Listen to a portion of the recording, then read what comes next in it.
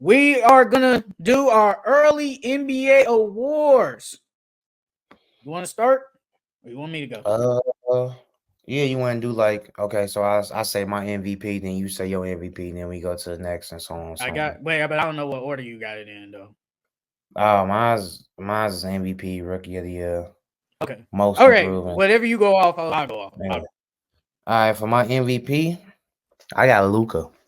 I think that this is finally gonna be the year they stop playing with my boy because he should have won it last year, That's good. but but they need to stop playing with my boy, get my boy his MVP, and so we can go ahead when we get our MVP and our championship this year. I got Luca. I think Luca finally gets it because I think he's gonna be healthy enough, and I think the Mavericks are gonna be a top 4 seed in the East. And for me personally, in my criteria, as long as you're a top 3, top 4 seed in your respective conference, you should win it. And Luca is still gonna give you 30 points, 9 assists, 9 boards a game. He should win it. So I got Luca. For Rookie of the Year, I got Stephon Castle. I think that barring if Chris Paul leaves, I think Stephon Castle is gonna have a hell of a second half of the season, and he's gonna walk away with the Rookie of the Year. For my rookie of the year, I got Zach Edey. Zach Mm. Edey so far has shown me a lot this preseason. Granted, it's only preseason, but I feel like Memphis has always been kind of missing that big, really since Steven Adams. And his offensive game with his shot blocking and rebounding, and basically 7-3 or 7-4, wherever he is, I think that's good enough to get him the rookie of the year, and he's gonna start consistently. As long as he's healthy and puts up basically close to a double a game, he's gonna win a rookie year. I got Zach Edey. Yeah, bro. Zach Edey's not bad at all. Like I was watching him in the preseason.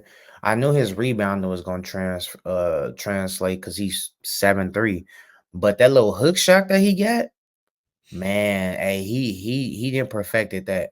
He had like 3-4 hook shots. I think it was a last preseason game. I The was one from like, yesterday dang. or the other day. Yeah, the other day I was like, dang, Zach. I didn't think he was gonna be hitting those little jump hooks, but he has. Now I'm not mad at that. For most improved, I got Jalen Johnson. I think with him now being the second option on the team, he's gonna take a big jump because I think he averaged like 16 points last year. That's easily gonna go up to 20 something per game. And he just looks like he's ready to take that next step. I watched him in his workouts over the summer, and I watched him in his pickups over the summer. He just looks like he's on a different time right now, bro. So I think he's gonna win most improved. I got Jalen Johnson too. Shout out to JD because JD is the one that called him the season before last year about Jalen Johnson. And Lord behold, he was good. He was really good last year. He averaged 16 points, 8 rebounds, 3 assists. He's the clear cut second best player on that team. Like you said, I think he's gonna average 20 points. Wouldn't be shocked if he averaged 23 points. I think he's gonna average a double, and his assists probably go up. He's the most athletic player on that team. Yeah, Jalen Johnson is clearly, in my opinion, the most improved player in the NBA. Hmm. For Coach of the Year, I got Jason Kidd. Like you said, we both believe that Luka's gonna be the MVP, and coming with that, you have to be a top team in the West. So I think the Mavs are gonna be a top 4 team in the West, and I think Jason Kidd is gonna lead them to another NBA Finals. My coach of the year, it was really between two people, but I'm gonna go with Joe Mazzulla. I feel Mm. like the first year, he obviously, Ime Udoka had the nonsense, and then Joe Mazzulla came along, still took them to the conference finals. But a lot of people was like, we really don't know. But then last year he goes to the finals, and he is still a really good coach. I think in our coaching rankings, I think I had him in the top 10, but I don't think it was top 5. And me personally, I think the Celtics are still the best team in the East. And this year he will finally get it because he's a good coach. Like, he's really a good coach, and I think people are gonna respect him now as one of the I best got a coaches in the question. league. I got a question. So obviously you need talent to win, no matter what type of coach you are. But if Joe Mazzulla didn't have the Boston Celtics, and let's say he had the Pistons team for last year before they got everybody, um, does Joe Mazzulla still do a good job of coaching? Like, is he just a good coach because of the players he has around him, or is he actually a good coach? I mean, I Because can't Monty really Williams was say a that. good coach when Monty was a good coach when he was with Phoenix, but once he got to Detroit, We know he was everything went BSing too. downhill. We know he was BSing though. He wasn't serious. He wasn't serious, and I don't think he will. I don't think he's winning 60 plus games with Detroit.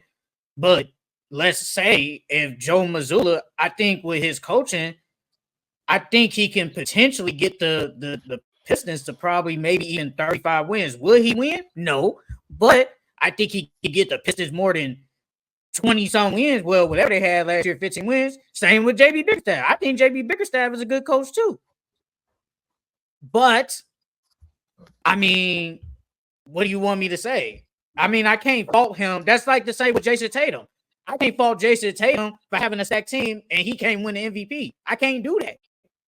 And I can't do the same thing with Joe. I can't do the same thing with Joe Mazzulla. I I mean, can't it's fault like him with Steve, for having a stacked team. I mean, for having a stacked it's team. like it's like with Steve Kerr. If Steve Kerr was to not inherit the Warriors, would he be this great of a coach that everyone thinks he is? I don't know because he's only been on the Warriors. I don't I know. mean, You I was can't just say asking. that.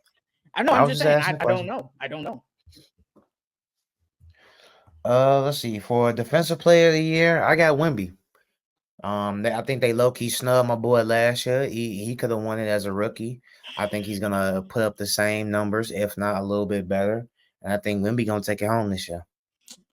For my defensive player of the year, I got Bam. I already said I think Bam is probably one of the best versatile big men in the league. And even though the Heat they're not really a good team, I think they'll be good enough. Could they sneak in 40 wins? Yes, but I think Bam is taking his game to the next level on the defensive end and the offensive end. And I think he'll finally give him the MVP. Not the MVP, the defensive player of the year, because I think Rudy Gobert isn't gonna win no more. But I feel like Wemby, I think they're gonna be a better team, but if they're not like if they didn't drastically improve, I think they won't give it to him. But I think Bam, I think they'll be decent enough for the voters to finally give it to Bam. So I got Bam. I mean, I see with it did like I feel like they criteria change each and every year. Because I feel like with defensive player of the year, like of course, how many games you win should affect that. But on top of that, if my team is buns, but when I'm on the court, our defense gets drastically better. Like I feel like that should take into account no matter if my team is 5-35. If I'm on the court and these teams aren't, what I'm saying, scoring as much if I wasn't on the court, I feel like that should definitely be in the requirements of defensive player of the year. But I think like the voters, I 100% agree because when Wimby's off the court, the defense is good, but when he's on the court, they have like a top defense. But when Rudy Gobert goes to the Timberwolves, they have a top 3 defense in the league, and I think that's why voters look and say, "Hey, this team has a top 3 defense." Because I think the Timberwolves, off the top of my head, they only really get probably, if I had to guess, I'll look it up after I say it, probably like 105 points a game. That's I, pretty low in do today's you NBA. That's pretty good, and I do think you that's what think voters look at. do you think that's because of Rudy or because of I the think it's defensive scheme? I Because think it's they head because coach is a defensive coach. So I like think it's because of both. if you replace Rudy Gobert with Steven Adams, I think they have the same effect. No, they I'm not wouldn't, gonna bro. lie. I don't think I so. think they I don't would. think so. Steven Adams isn't I he's don't think not so. a better shot blocker than Rudy, I don't think but so. he's still a big body. He's still a good defensive player. I think the Timberwolves was You really think just missing you a think Steven defensive you player. so you think Rudy Gobert and Steven Adams defensive wise are close? No, I didn't say, nigga. I didn't say that. Did you hear anything I just said? I didn't say that. But you just said Steven Adams, if he's on there, they'll still I have a said they deep. can. I said they can. He can do the same job as Rudy is doing, and it would be just as effective. I didn't say he was a better defender. I'm saying I feel like if you put any defensive center in that position that Rudy Gobert's in, it would be the same effect because the Timberwolves didn't have a defensive center. before he Where got would they there. rank? Where would they rank in the defense if Steven Adams is I there?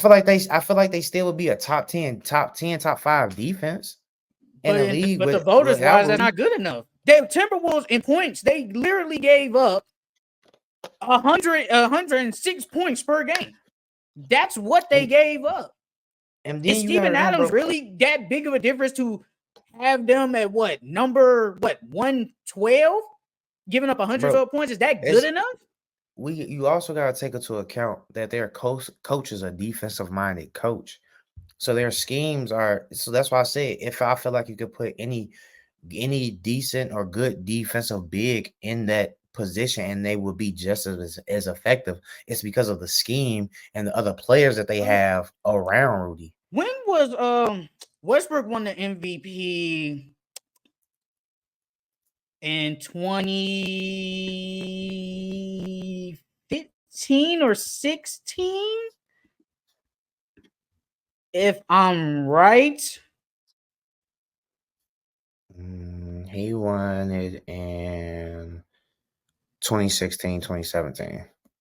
2016, 2017. Man, if you look at the defensive points back then, it's crazy.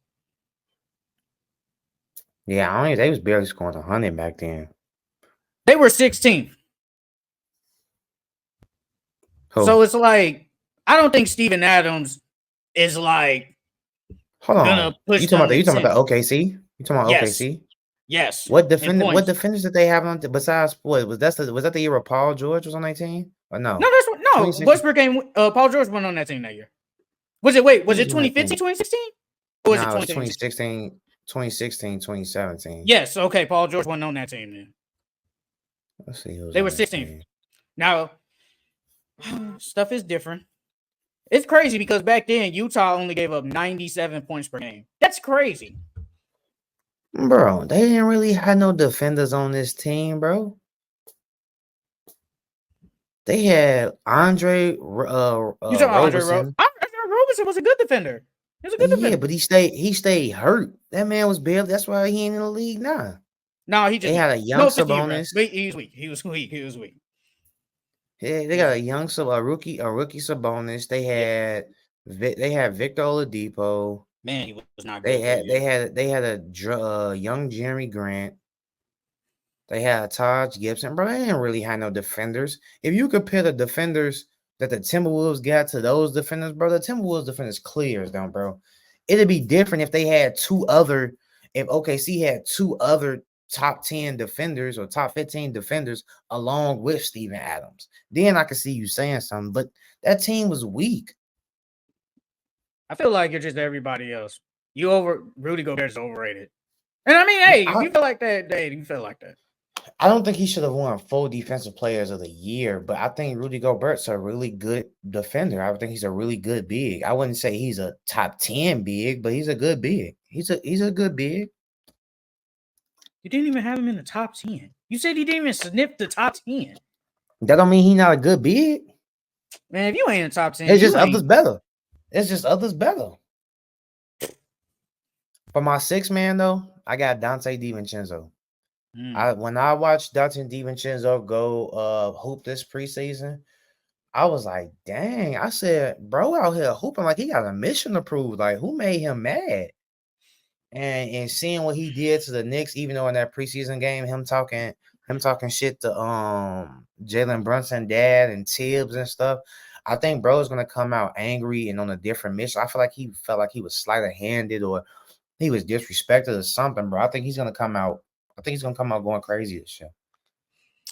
For my 6 man, I got Malik Monk. I don't want to say Malik Monk was snubbed last year, but if he doesn't miss like them, but he was snubbed. But not really. I feel like he missed like those last 10 games.